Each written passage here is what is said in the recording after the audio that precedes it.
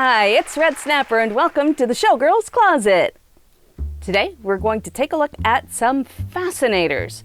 Fascinators are tiny little hats that you can wear on part of your head. They're, usually small. They can be teardrop shaped, they can be round. We'll look at some that I've made and a little bit about how they're constructed. Let's go. This crinkly thing, this bag of something, is a fascinator hat base. I'll take it out so that you can see it. Fascinators can be made of buckram and very often are. They can also be made out of like really thick felt, if that's what you have. Depends on how durable you want it to be. Buckram is starched fabric, like seriously crazily starched, that can be steamed and shaped. This one I bought before leaving Los Angeles, so you can see it's got some lumps and bumps. Ooh, phrenology! Phrenology! Friend what? And for this demonstration, I will need a volunteer. Fozzie, what are you gonna do? Trust me, it's for my mother. Okay, gang. Phrenology, the art of reading a person's fortune by feeling the bumps on his head. Okay, now, here we go. Gonna read the skull of the fascinator and tell it its future. It has, it feels like more buckram on the side. It's like, kind of like a bias tape around the edge of the official ones that you can purchase, stitched down with wire. So this could be bent to create a different shape. So these are things that you can work with if you want to make a fascinator, or you could just take some buckram and make a really big pasty for your head. There are people who teach millinery skills. This is the fast and loose thing. Fascinators were all the rage when I got into burlesque. A lot of people wore tiny hats. I also didn't watch Twin Peaks until at least 10 years after it came out, so I didn't hop on that trend, but a tiny hat can be a fascinator. And they can also be attached to headbands, although I would be hesitant to call it a fascinator if it was on a headband. But you do you. I don't really want to argue the language of it too much. Here is a fascinator of sorts that I've made. I took a big rose that I liked and some hibiscuses that I liked, and I put them on what's basically a giant pasty.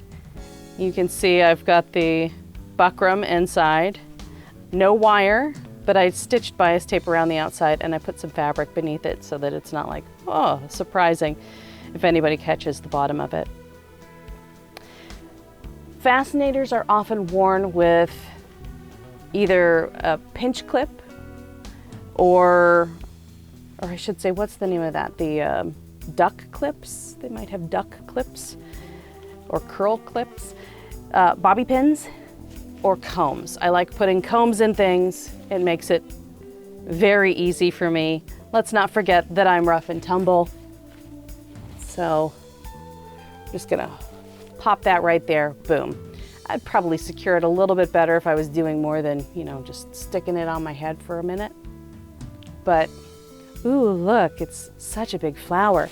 I love larger fascinators because you can cover up a lot of exhausted hair and wind-blown hair with a bunch of flowers. That is why I will often wear 3 flowers on my head instead of just 1 when I'm performing. All right, tuck that back up here. This is also, well, it's a fascinator of sorts, I guess. I mean, you can see I've got a little piece of, what is this? Fleece.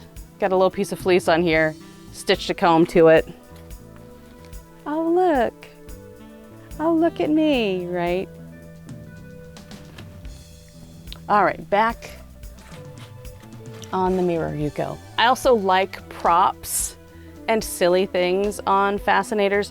So the last time we went to Tiki Oasis was before 2020. I think it was 2018 or 2019. And I go-go danced and I wanted to have you know, tropical things to wear. We also did some shooting and yeah, lots of fun things to do at Tiki Oasis.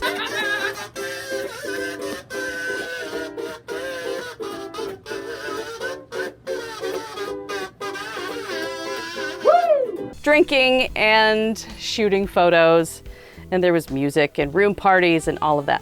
This is a hat base that I purchased, and I stitched one of these combs too.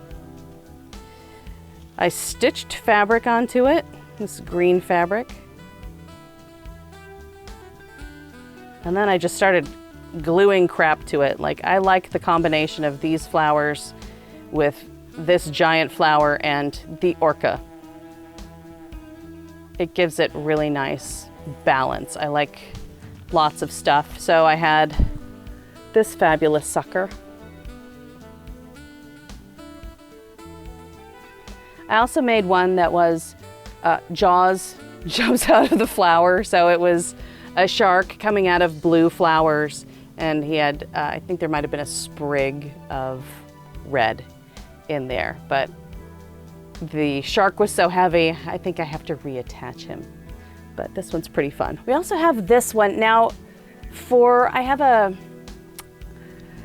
an artistic version of a flamingo go-go outfit that has like gauntlets with fringe, so it's long, and a cute little romper with black and bright pink fringe on it. So I was like, oh, I'll be a flamingo for a go-go shift.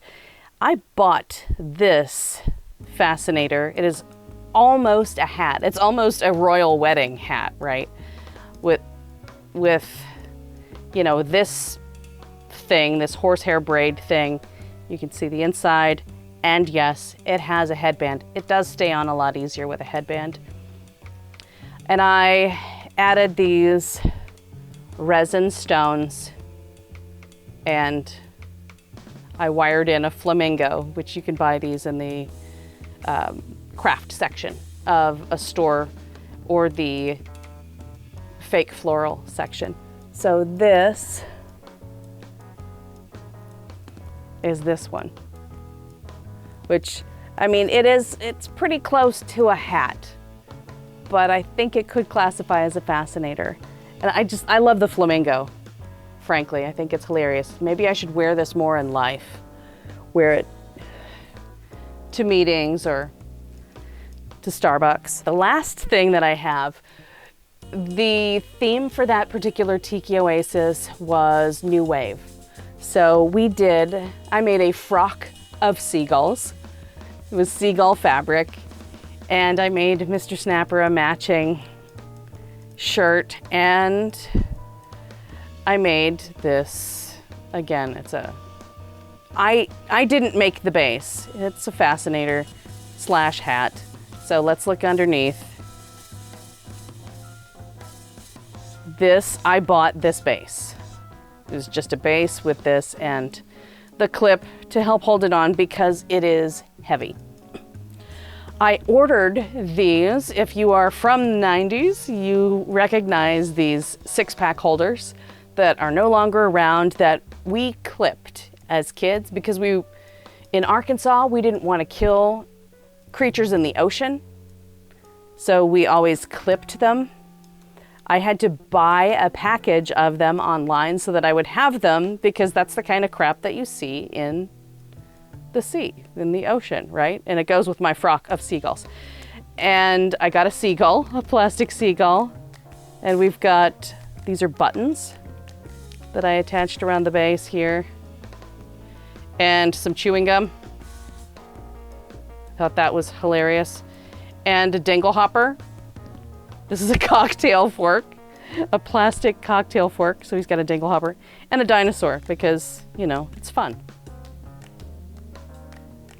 So I had this wonderful pile of garbage to wear, and you can see it's heavy, right? Because it's sliding on the headband, which is where the clip comes into play. And I probably don't have it clipped very well, but you can see this whole thing here. And we wore our Flock of Seagulls outfits to host a show in Dallas one year, which was really fun.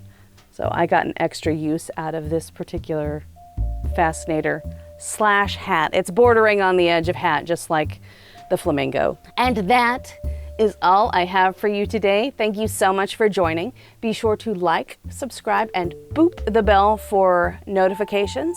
If you're more interested in red snapper as a naked person, then you can visit my Patreon and join the fan club there to help support my efforts. We do have a $5 subscriber level on the Patreon. The $5 level, you can choose to support Nutmeg without seeing anything that I'm doing on Patreon. So know that that is something available. If you want to just support Project Nutmeg, then you can hop over to Patreon, click $5. You will not see more skin than you see from me here on YouTube. And you'll see me next time. Bye!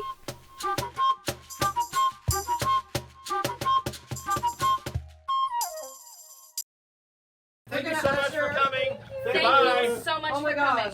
Thank you for having us.